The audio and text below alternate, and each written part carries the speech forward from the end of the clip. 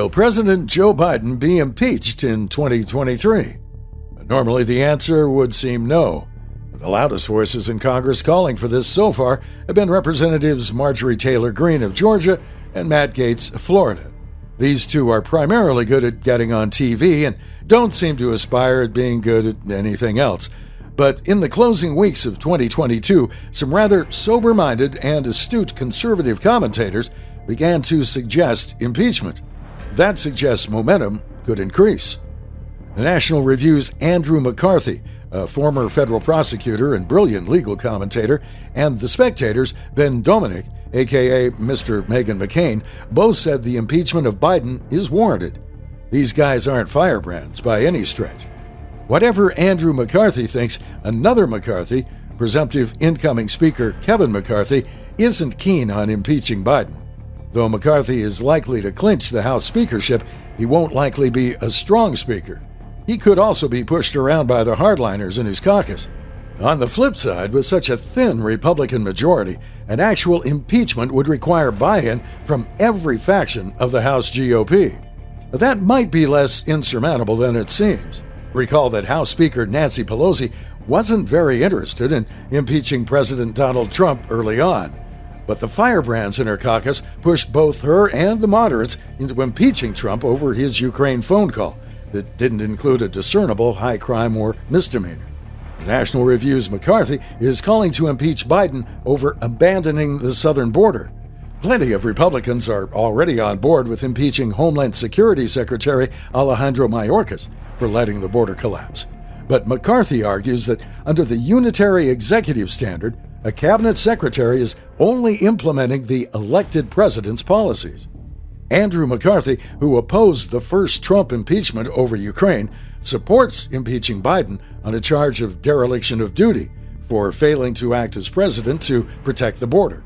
Interestingly, McCarthy supported Trump's second impeachment over the January 6th riot, but he thought incitement to insurrection was the wrong charge. Rather, he said that Trump should have been impeached for dereliction of duty for failing to take action as president to protect the Capitol. Yet there must be an impeachment investigation, and if Biden fails to change course, articles of impeachment, McCarthy wrote. That would forever stain him, which he deserves. More significantly, it would force the Senate to shut down other business and conduct a trial that would expose the depth of our security catastrophe and the fact that Democrats have willfully caused it. If Joe Biden, Chuck Schumer, and Mitch McConnell don't fancy that prospect, here's a suggestion. Fix the friggin' border. He previously believed an impeachment should only come after building a viable political case, gaining the support of the country with at least some bipartisanship. He conceded that's not possible in this case, but it doesn't really matter. To begin with, even if Biden were emboldened by acquittal, the damage to the country could not get much worse. Without a border, we won't have a country, he added.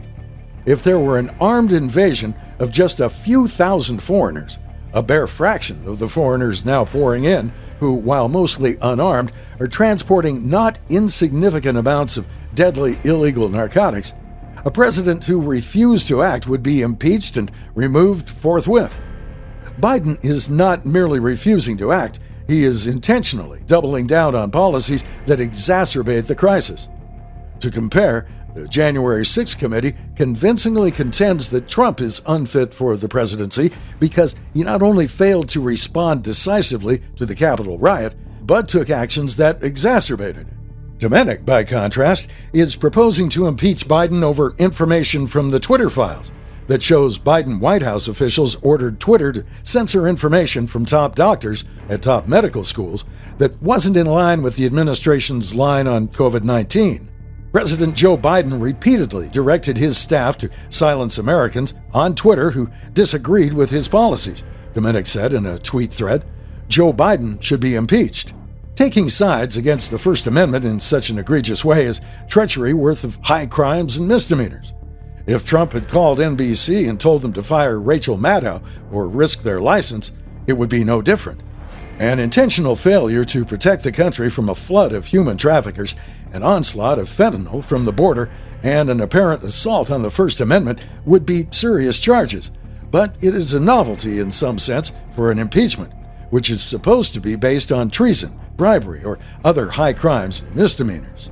The House Judiciary Committee passed articles of impeachment against Richard Nixon in Watergate that involves actual alleged crimes, prompting Nixon to preempt an impeachment with his resignation. Whatever one thinks of the impeachments of President Andrew Johnson or Bill Clinton, these presidents were impeached by the House based on alleged violations of the law. In the case of Clinton, it was for perjury and obstruction of justice regarding covering up his affair with White House intern Monica Lewinsky. In the case of Johnson, for violation of the Tenure of Office Act, firing a cabinet secretary without approval of the Senate. The Supreme Court later determined that the Tenure of Office Act was unconstitutional, but at the time of the Johnson impeachment, it was a duly enacted law that Johnson knowingly disregarded. Trump's second impeachment was based on a criminal charge, or at least criminal-ish, with incitement to insurrection. That was lacking the obvious fundamental flaw of the first impeachment over an improper phone call for abuse of power, which could mean almost anything, and obstruction of Congress, which seemed to try to blend the crimes of obstruction of justice with contempt for Congress. The first Trump impeachment lowered the bar for all future impeachments, and that's unfortunate. But it also means impeachment might be applicable to Biden by the Democrats' 2019 standard. Further, there is zero chance of a Senate removal with 61 senators voting to convict in a Democratic chamber that now has a real majority, 51 senators. So what would be the point? It's not clear how impeaching Biden in the House would be a wise political move, short of a stain on his presidency. That isn't to say there won't be a clear-cut case. There will be, and rightfully so, and investigation into how his son Hunter Biden and brother Jim Biden have been influence peddling off the Biden name in the House Oversight and Reform Committee. Incoming committee chairman, Representative James Comer from Kentucky, says this will be a probe of Joe Biden. That doesn't mean anything impeachable will result, but there are certain matters that the public should know about. Impeachment should be deliberative and measured. With any impeachment, even if it's unlikely to end in an actual removal, there is at least a chance that a duly elected president could be ousted. It can't degenerate into simply trying to stain the legacy of a president. Still, it's significant that talk of impeachment is stretched to calm, more intellectual elements of the right. This would seemingly make a Biden impeachment nominally more likely in 2023, because they're not likely to strike in 2024.